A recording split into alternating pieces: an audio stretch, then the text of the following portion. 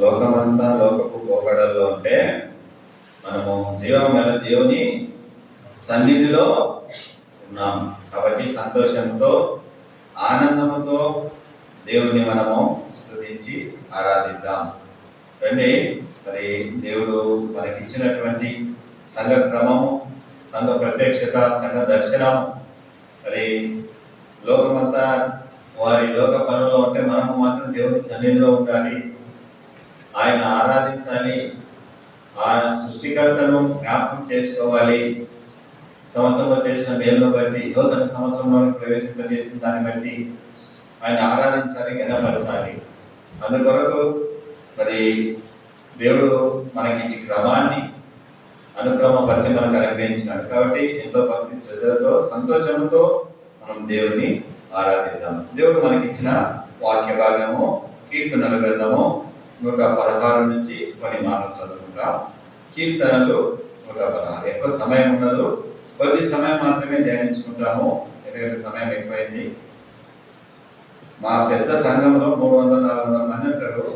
అక్కడ ఒప్పుకోలుకి ఇచ్చేది పావు గంటే, కానీ ఇక్కడ మీకు అర్ధ గంట ఇచ్చినారు. కంటే కీర్తనలు 116. ఇక్కడ మరి కొన్ని మాటలు చదువుకుంటాము. 3, 4, 5 వచనాలు అందరం కలిసి చదువుకుంటాం. కీర్తనలు 116, 3, 4, 5 వచనాలు అందరం కలిసి చదువుకుంటాం.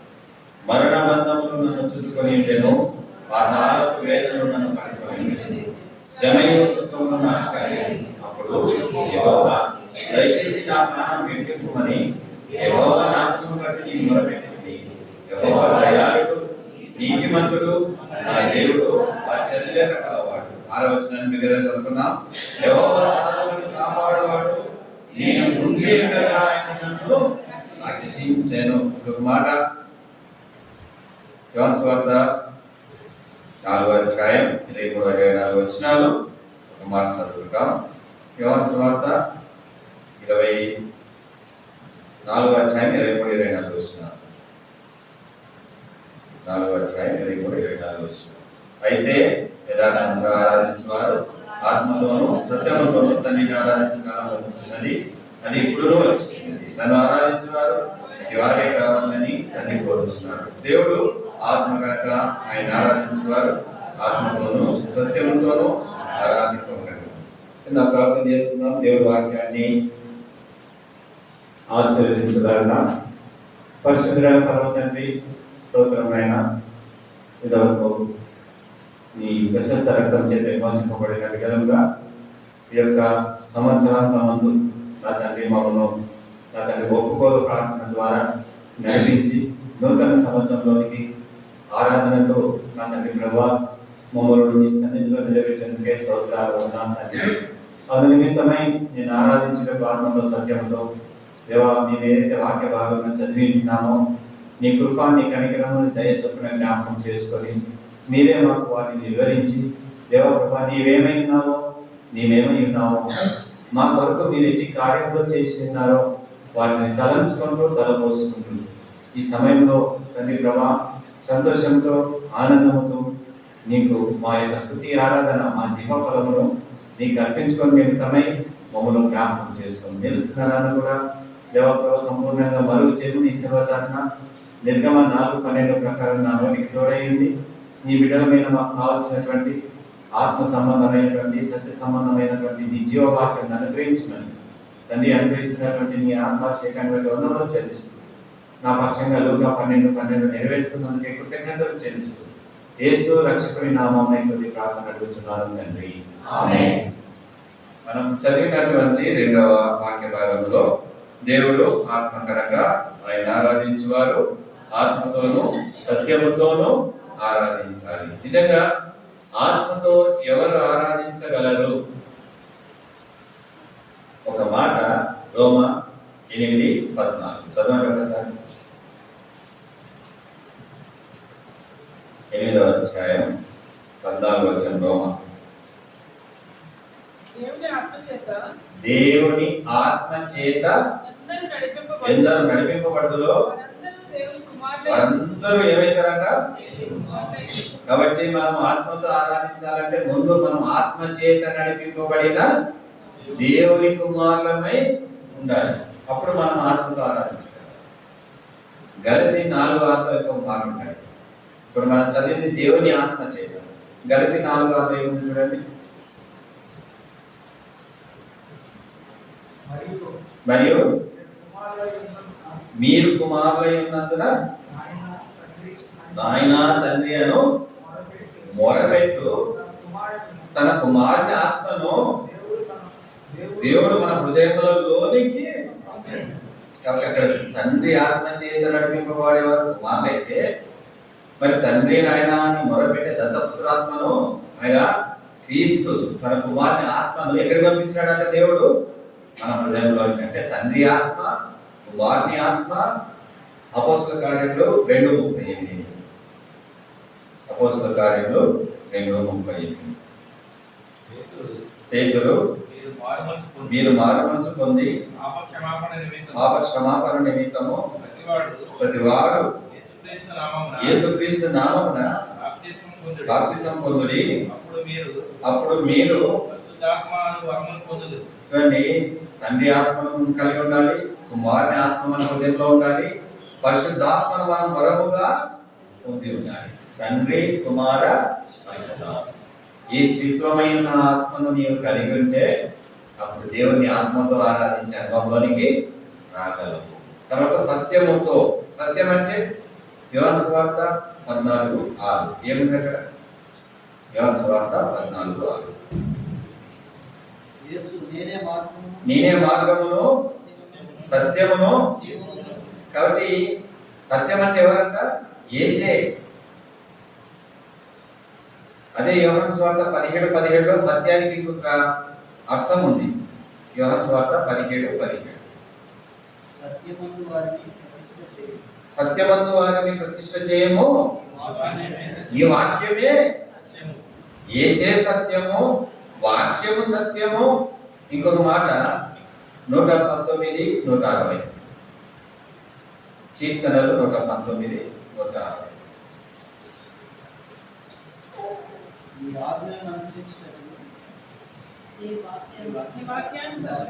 నీ వాక్య సారాంశము నిజమేనా? రాయబడింది అక్కడ.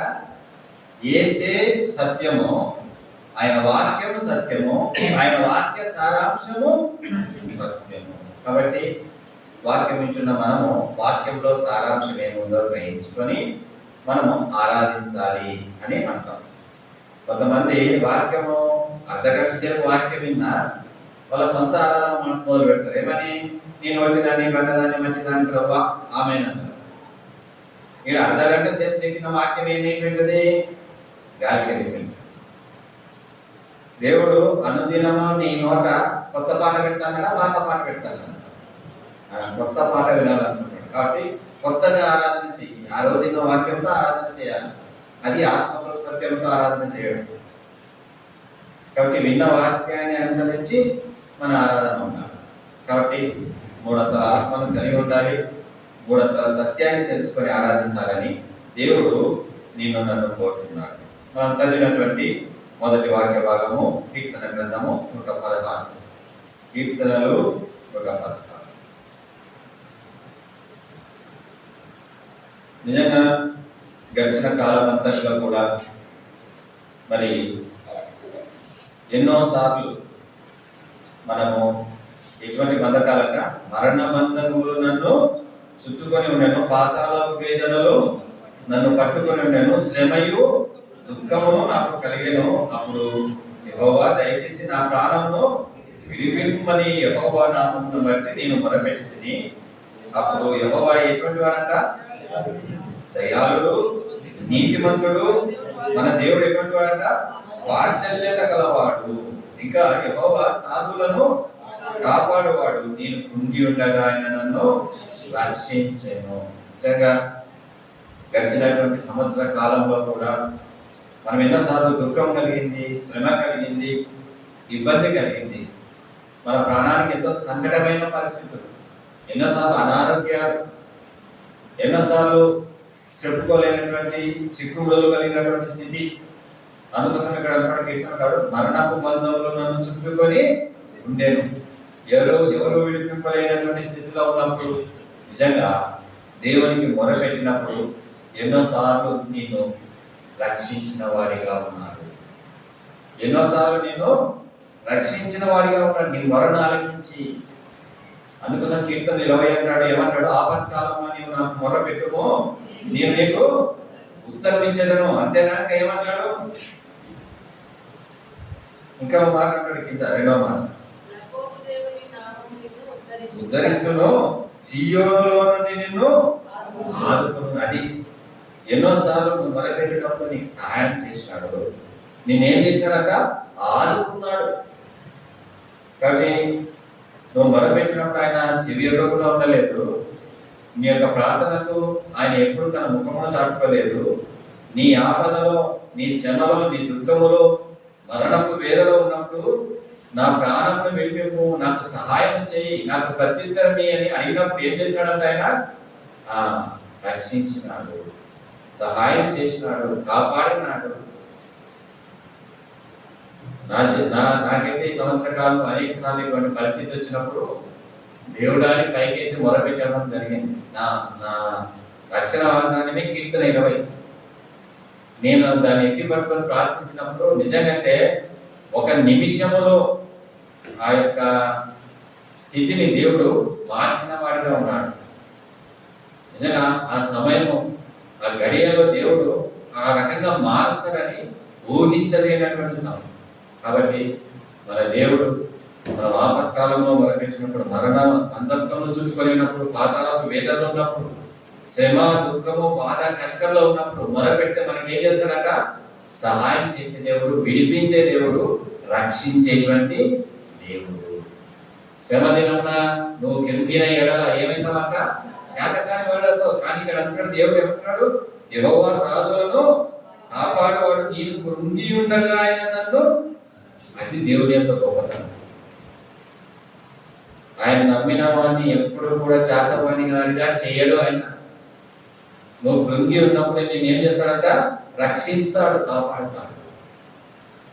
ఇది మన దేవుని యొక్క గొప్పతనము. దీంట్లోనే ఆయన దయాలుత్వము, ఆయన నీతిని, ఆయన వాత్సల్యతను మన పట్ల కనపరిచిన వాడిగా ఉన్నాడు.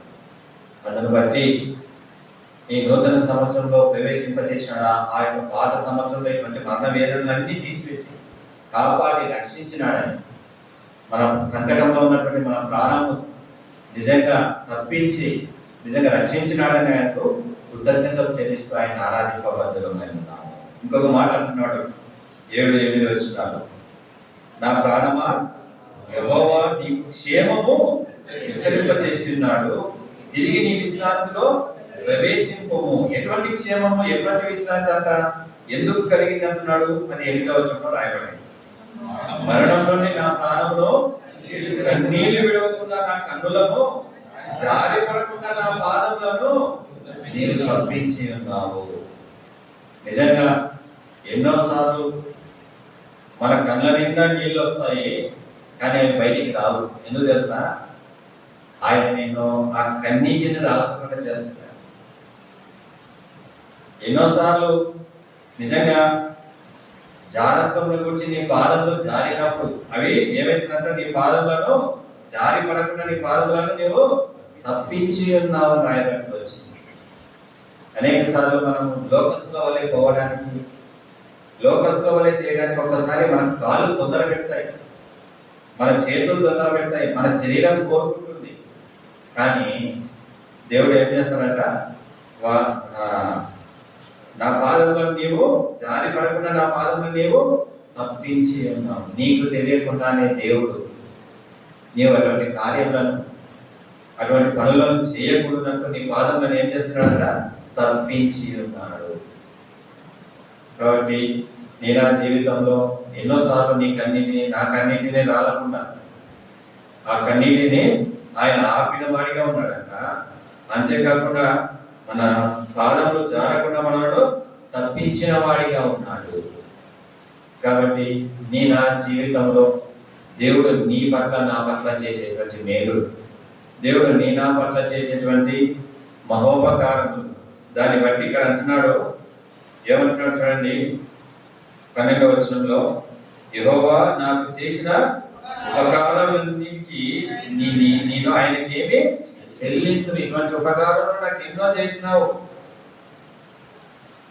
కీర్తన 103లో అంటాడు, నా ప్రాణము యెహోవాను సన్నుతించుము, నా అంతరంగములో ఉన్న సమస్తమా ఆయన నామమును సన్నుతించుము.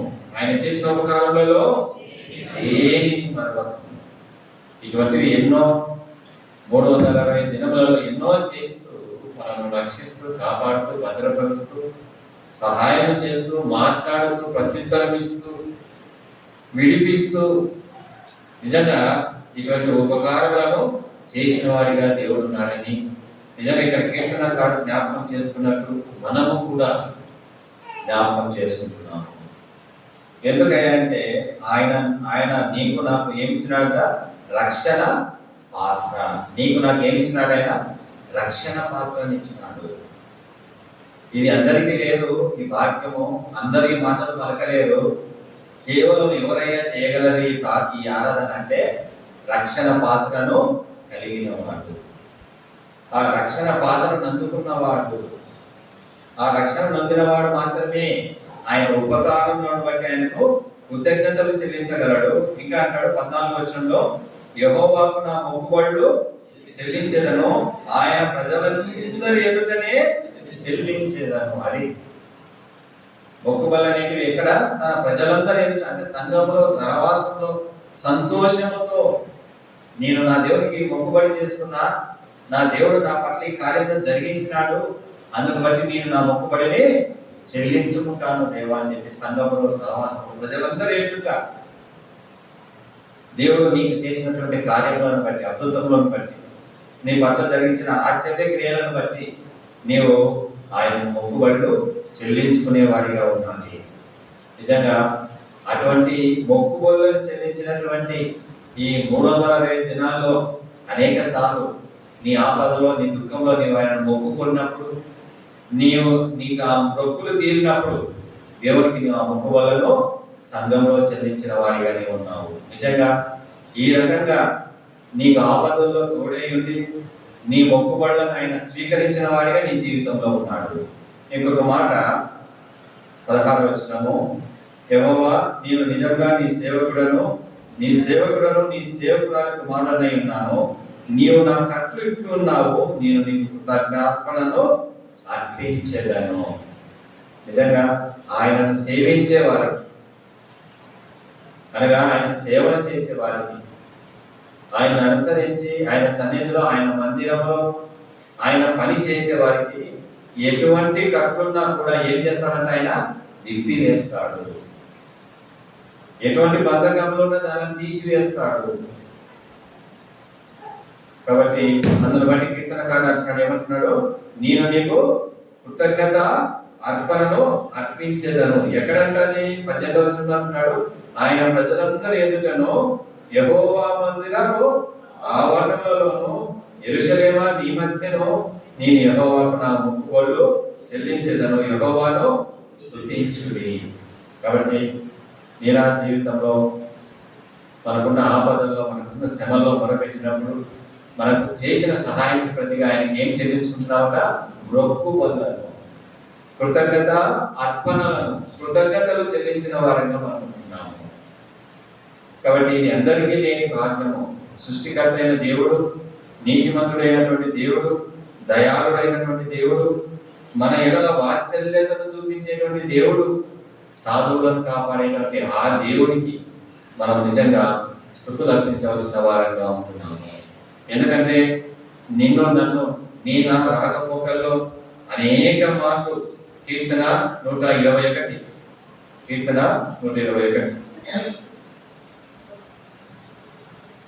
5, 6, 7 వచనాల్లో, యెహోవాయే నిన్ను కాపాడువాడు, నీ కుడి ప్రక్కను యెహోవా నీకు నీడగా ఉండును, పగలు ఎండ దెబ్బైనను నీకు తగలదు, రాత్రి వెన్నెల దెబ్బైనను నీకు తగలదు, ఏ అపాయము రాకుండా యెహోవా నిన్ను కాపాడును, ఆయన నీ ప్రాణమును కాపాడును, ఇది మొదలుకొని నిరంతరము నీ రాకపోకల యందు యెహోవా నిన్ను కాపాడును. నిజంగా 360 దినాలు మనం గడిచి ఈ రోజు దేవుని సన్నిధికి వచ్చినామంటే ఎన్నోసార్లు మన బైకులు, మన కార్లు, మన ప్రయాణాలు వాటన్నిటిలో కూడా మనలను కాపాడుతూ వచ్చినాడు. మన కుడి పక్కన, మన ఎడమ పక్కన ఎంతమంది ఉన్నప్పటికీ ఏ అపాయమో మన దగ్గరికి రాకుండా కాపాడినాడు. ఈ చేసిన మేలును బట్టి ఆయన కృతజ్ఞతలు చెల్లించాలి, ఆయన స్తుతించాలి, ఆరాధించాలి. ఇంకో మాట అంటాడు కీర్తన 124లో, కీర్తనకారుడు యాత్ర కీర్తన రాయబడి వచ్చింది. ఇక్కడ అంటున్నాడు, మనుషులు మన మీదికి లేచినప్పుడు యెహోవా మనకు తోడయుండని ఎడల, వారి ఆగ్రహం మనపై రగిలుతున్నప్పుడు యెహోవా మనకు తోడయుండని ఎడల, వాళ్ళు ఏం చేస్తారంట? వారు మనను ప్రాణముతోనే మింగివేసి ఉండరు. అయితే దేవుడు ఏం చేసినాడంటే 6వ వచనంలో రాయబడి వచ్చింది, వారి పండ్లకు మనలను వేటగా అప్పగింపని యెహోవా స్తుతినందును గాక. కాబట్టి అనేక సార్లు మన పట్ల అన్య జనులు మనం అంటే సహించుకోలేని వారు, మనల్ని చూసి పండ్లు కొరికేవారు, మనల్ని చూసి తిట్టుకునేవారు, మనల్ని చూసి ఊసేవారు, నిజంగా వారి నుంచి, వారి ఆగ్రహం నుంచి, వారి కోపం నుంచి దేవుడు మనల్ని ఏం చేస్తాడంట? రక్షించిన వాడిగా ఉన్నాడు. మనకు తోడై ఉందని ఎడల అని రాయబడుతుంది. ఏమని? మనకు తోడై ఉందని ఎడల. నిజంగా వారి పట్లకు మనలను వేటగా అప్పగింపని యెహోవా ఏం కావాలంట? స్తుతి నొందును గాక. కాబట్టి మనుషుల కోపముల నుండి కూడా దేవుడు మనం ఏం చేసినాడంట? కాపాడిన వాడిగా ఉన్నాడు. మన రాకపోకలే కాదు, ఈ లోకంలో మన మీదకి వచ్చేటువంటి ఆ దుష్టుని యొక్క కోపాన్ని, సాతాని యొక్క కోపాన్ని, వేటగాని యొక్క కోపాన్ని దేవుడు మనకు తోడై ఉండి దాని నుంచి మనను కాపాడిన వాడిగా ఉన్నాడు. ఎన్నోసార్లు దుష్టుడు నిన్ను మింగాలని, ఎన్నోసార్లు దుష్టుడు నిన్ను పడగొట్టాలని, పడద్రోయాలని యోచించినప్పటికీ నీ కుడి పక్షాన ఆయన నుండి నిన్ను కాపాడిన వాడిగా ఉన్నాడు. అందుకోసమే ఇక్కడ ఈ మాట, వారి పండ్లకు మనల్ని వేటగా అప్పగింపని యెహోవా స్తుతినందును గాక.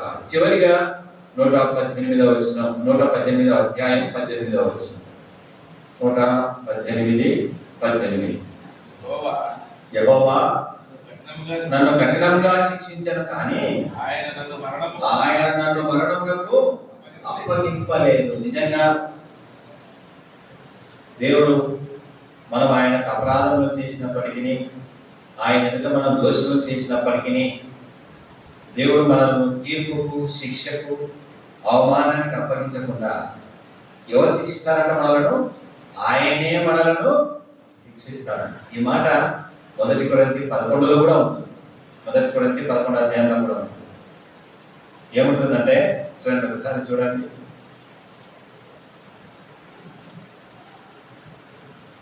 1 కొరింథీ 11వ అధ్యాయము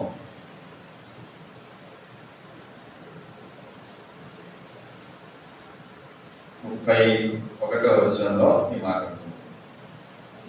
అయితే మనల్ని మనమే విమర్శించుకునే ఎడల తీర్పు పొందకపోదుము, మనం తీర్పు పొందిన ఎడల లోకంతో పాటు మనకు శిక్షావిధి కలుగుతున్నట్లు ఎవరి చేత శిక్షింపబడుతున్నామట?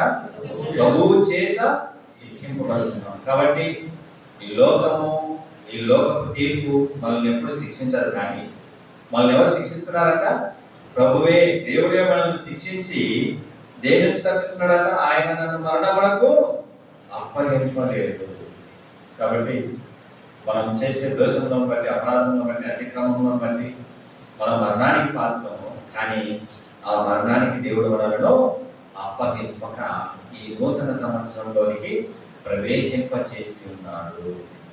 అందును బట్టి 28లో అంటున్నాడు, నీవు నా దేవుడవు, నేను నీకు కృతజ్ఞతాస్తుతులు చెల్లించేదను, నీవు నా దేవుడవు, నిన్ను ఘనపరచెదను. యెహోవా దయాళుడు, ఆయన కృప నిరంతరము నిలుచుతున్నది, ఆయనకు కృతజ్ఞతాస్తుతులు చెల్లించుచున్నాను. కాబట్టి ఆయన కృపను మనకు తోడుగా ఉంచి, ఆయనే మనకు తోడై ఉంది మనలను రక్షించి కాపాడి, నిజంగా ఆయన శిక్షించినాడే కానీ మనల్ని దేనికి అప్పగించలేదంట? మరణానికి అప్పగించలేదు. వాడు భద్రపరిచి తిరిగి మన జీవితంలో మరొక నూతన సంవత్సరం అనగా 2025వ సంవత్సరాల్లో మనం ప్రవేశింపచేసినటువంటి ఆ దేవునికి మరి కొద్దిపాటి స్తుతి ఆరాధన ఈ వాక్యాన్ని పట్టుకుంటూ ఆత్మతో సత్యంతో అర్పించుకుందాం. రండి, వాక్యంలో దేవుడు దీవించుకుంటాడు.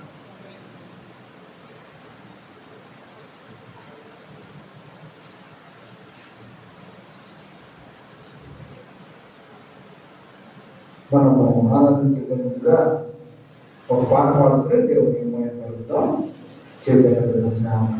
అయితే సీఎం గీతాల్లోంచి పాట సంఖ్య 258, సీఎం గీతాల్లోంచి పాట సంఖ్య 258, పాత ప్రతుల్లోంచి 256, ఇంకా పాత ప్రతుల్లోంచి 219. పల్లవి 1వ చరణం, 2వ చరణం, 3వ చరణం.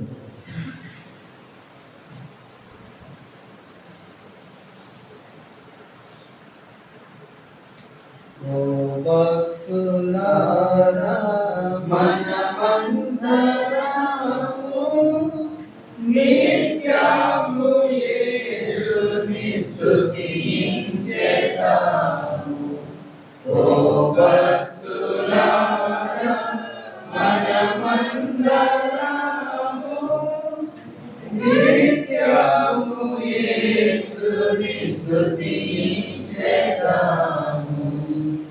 గతకాలమున మన ప్రభు యేసు నూతన దీవెనలను, గతకాలమున మన ప్రభు యేసు నూతన దీవెనలను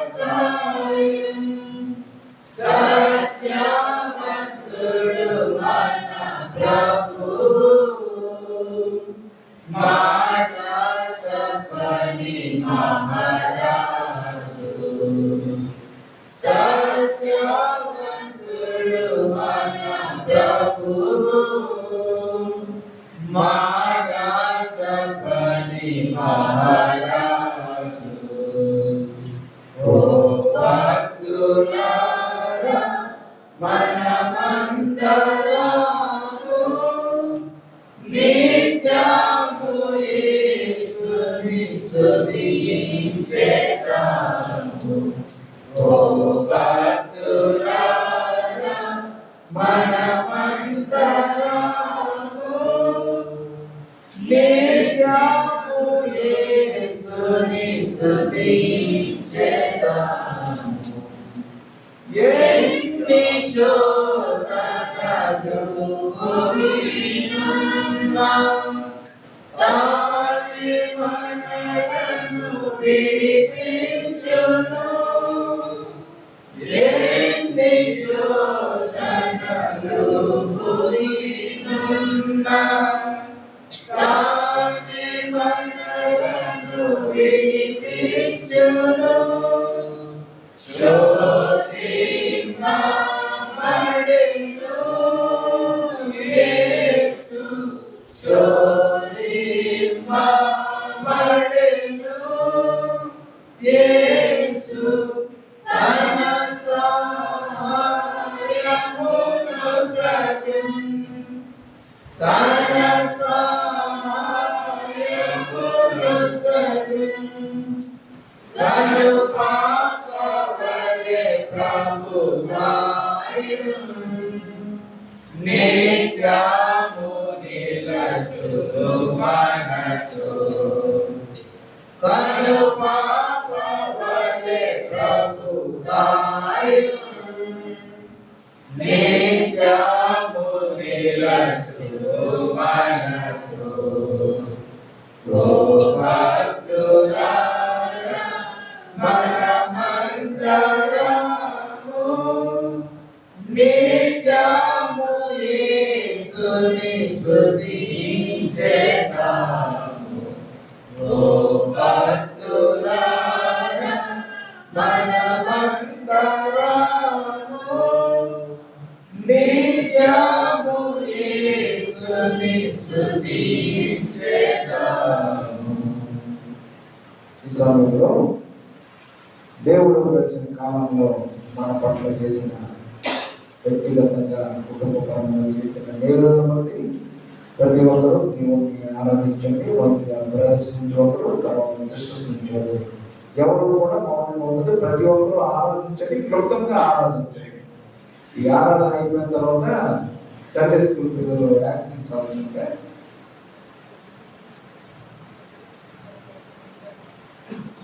బ్రదర్స్ ఒకరి తర్వాత ఒకరు ఆరాధించండి.